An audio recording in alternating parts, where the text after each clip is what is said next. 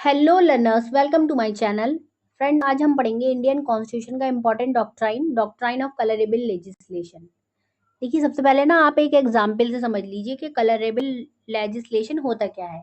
A construction area where people are allowed to build on the land but underground construction is not permitted. देखिए, एक construction area है जहाँ पे लोगों को बिल्डिंग बनाना, लैंड है बहुत सारी, उस पर बिल्डिंग बनाना अलाउ है, बट अंडरग्राउंड कंस्ट्रक्शन परमिटेड नहीं है। If someone carries out such a construction it will be considered illegal. अगर कोई इस तरीके का अंडरग्राउंड कंस्ट्रक्शन कर लेता है तो वो इलीगल माना जाएगा।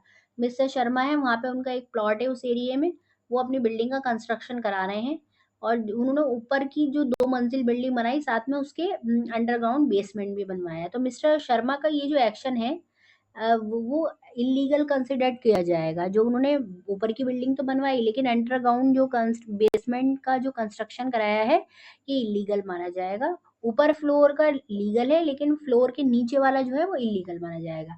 तो कलरेबल लेजिस्लेशन यही कहता है कि कोई काम जिसे करने को डायरेक्टली मना किया गया है, उसे इनडायरेक्टली भी नहीं किया जाएगा।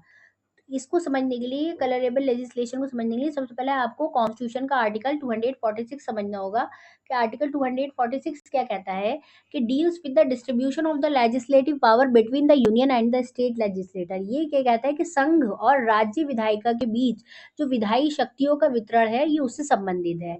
और ये शक्तियां जो है, जो हमारी 7 शेड्यूल है, उसकी जो 3 लिस्ट है, उसमें बताई गई हैं। तो आइए जानते हैं ये 3 लिस्ट कौन सी है। पहली लिस्ट है यूनियन लिस्ट। यूनियन लिस्ट क्या कहती है कि only parliament can make law. के यूनियन लिस्ट पे जो सब्जेक्ट ऑफ मैटर्स है, उन पे लॉ बनाने की पावर किसके पास है? पार्लियामेंट के पास है। वो कौन कौन से सब्जेक्ट मैटर है?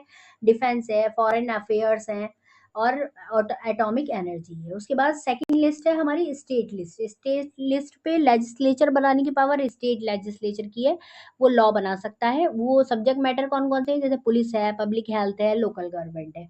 उसके बाद हमारी थर्ड लिस्ट है कॉनकरेंट लिस्ट। कॉनकरेंट लिस्ट पे लॉ बनाने की पावर पार्लियामेंट के पास भी है और स्टेट लेजिस्लेचर के पास भी है, दोनों मिलके लॉ बना सकते हैं। उस सब्जेक्ट मैटर कौन कौन से हैं? एजुकेशन है, मैरिज है, एडॉप्शन है। If there conflict union law prevails. अगर दोनों में कंफ्लिक्ट होता है स्टेट लेजिस्लेचर और सेंट्रल लेजिस्लेचर की पावर में, जो उन्होंने लॉ बनाया है अपनी पावर्स के अंडर में, तो यूनियन का लॉ प्रिवेल करेगा। ठीक है, तो आइए जानते हैं कि डॉक्ट्राइन ऑफ कलरेबल लेजिस्लेशन को और क्या कहते हैं। इसे फ्रॉड ऑफ कॉन्स्टिट्यूशन कहते हैं। इसे फ्रॉड ऑफ कॉन्स्टिट्यूशन क्यों कहते हैं? क्योंकि ये that prevent the government from using it legislative authority in a unconstitutional way. ये जो है ना, ये सिद्धांत सरकार को असंवैधानिक तरीके से, मतलब कोई भी इलीगल तरीके से या अनकॉन्स्टिट्यूशनल वे में अपनी विधायी शक्तियों का दुरुपयोग करने से रोकती है कि आप जो कोई भी अपनी शक्ति का, विधायी शक्ति का प्रयोग करके वो कोई भी लॉ नहीं बना सकता जो कि हमारा अनकॉन्स्टिट्यूशनल है। अब मीनिंग समझते हैं कि कलरेबल लेजिस्लेशन के मीनिंग क्या होते हैं। कलरेबल लेजिस्लेशन, देखिए, कलरेबल प्लस लेजिस्लेशन, इसके मीनिंग है ऐसा कानून जो बाहर से तो दिखता है, जैसा वह बाहर से दिखता है ऐसा अंदर से नहीं होता है। उसका असली उद्देश्य कुछ और छुपा होता है। मतलब कलरेबल की मीनिंग है बाहर से कलर कुछ अलग है इसका और अंदर से कुछ है। इसे क्या क्या कहते हैं? इस आभासी विधायन या छद्म विधायन का सिद्धांत भी कहते हैं। तो the doctrine of colourable legislation is that address the potential misuse of legislation. ये जो डॉक्ट्राइन ऑफ कलरेबल लेजिस्लेशन लाने का मेन पर्पस ये था कि जो मिसयूज है लेजिस्लेशन का, उसे रोका जा सके। ये एक लैटिन मैगजीन पे से ड्राइव किया गया है। क्वांडो अ लिक्विड प्रोबीटर एक्स डायरेक्टो प्रोबीटर इट पर ऑब्लिगम। इसके मीनिंग है what can not be done directly should also not be done directly. जो हम डायरेक्टली नहीं कर सकते उसे हम इनडायरेक्टली भी नहीं कर सकते। This doctrine is applied when legislature tries to accomplish something in a backhanded way when it can not do in straightforward. मतलब ये ना, जब अप्लाई होता है ये कलरेबल लेजिस्लेशन का जो डॉक्ट्रिन है, जब लेजिस्लेचर किसी भी काम को बैक हैंड से, मतलब पीछे से करती है, जो कि उसके उसे नहीं करना चाहिए। कहाँ से? स्ट्रेट फॉरवर्डली, जो आगे से उसे मतलब प्रत्यक्ष रूप से कार्य करने को मना किया है, वो परोक्ष रूप से कर रही है। तो आइए जानते हैं इससे रिलेटेड एक ये मोस्ट इम्पॉर्टेंट लैंडमार्क जजमेंट है। ये है केसी गजापति नारायण देव वर्सेस स्टेट ऑफ ओडिशा।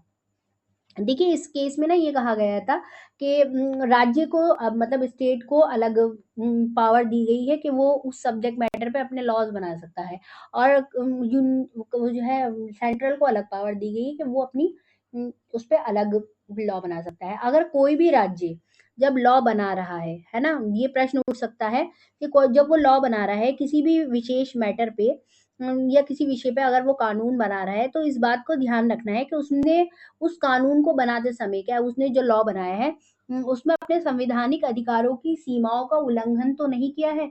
और अगर ऐसा उल्लंघन प्रत्यक्ष मतलब कि इनडायरेक्ट रूप में या साफ तौर पे दिखाई देने वाला हो, मतलब वो दिख भी सकता है और नहीं भी दिख सकता है, छिपा हुआ भी हो सकता है।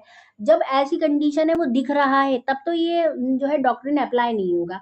लेकिन जब ये वो ऐसा मतलब ऐसा हमें लग रहा है कि वो दिख नहीं रहा है, वो छिपा हुआ है, तो तब वहां पर उन मामलों में डॉक्ट्रिन ऑफ कलरेबल लेजिस्लेशन को हम लागू करेंगे।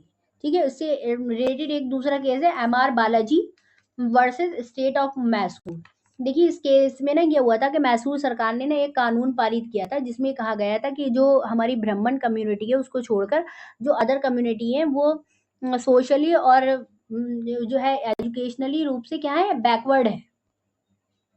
इस केस में कहा गया था कि वो सोशली और वो जो शैक्षणिक रूप से या सामाजिक रूप से वो पिछड़े हैं। तो इसमें न्यायालय के निर्णय के अनुसार सरकार ने क्या करा, मेडिकल और इंजीनियरिंग कॉलेज में 68% सीटें जो थी वो क्या कर दी थी, रिजर्व कर दी थी, और जो 32% सीटें वो मेरिट पूल के लिए छोड़ दी थी। लेकिन बाद में ये सुप्रीम कोर्ट ने जजमेंट दिया कि ये जो व्यवस्था है ये हमारा आर्टिकल 15 क्लॉज 4 का क्या कर रही है, वायलेशन कर रही है, इसलिए क्या है, ये अमान्य है। उसके बाद हमारा नेक्स्ट केस है state of Bihar versus Kameshwar Singh 1952 का केस है। देखिए इसमें क्या हुआ था कि जो भूमि अधिग्रहण जो लॉ था तो उसको कलरेबल ठहराया गया, कलरेबल लेजिस्लेशन वाला ये जो डॉक्ट्रिन है वो उस पर अप्लाई हुआ, क्योंकि उसमें जो था ना कंपनसेशन का जो प्रोविजन था वो नहीं दिया गया, तो इसलिए न्यायालय ने कहा कि ये हमारे संवैधानिक अधिकारों का क्या कर रहा है, उल्लंघन कर रहा है, इसलिए इसे वॉइड डिक्लेयर किया गया। आज की वीडियो में इतना ही है। अगर आप वैसे तो आपको कलरेबल लेजिस्लेशन समझ में आ गया होगा। कलरेबल लेजिस्लेशन ये कहता है कि कोई काम अगर हम जिसे हम डायरेक्ट रूप से नहीं कर सकते उसे हम इनडायरेक्ट रूप से भी नहीं कर सकते। अगर आपके कुछ समझ में नहीं आया तो आप कमेंट सेक्शन में कमेंट कर सकते हैं। Thank you very much.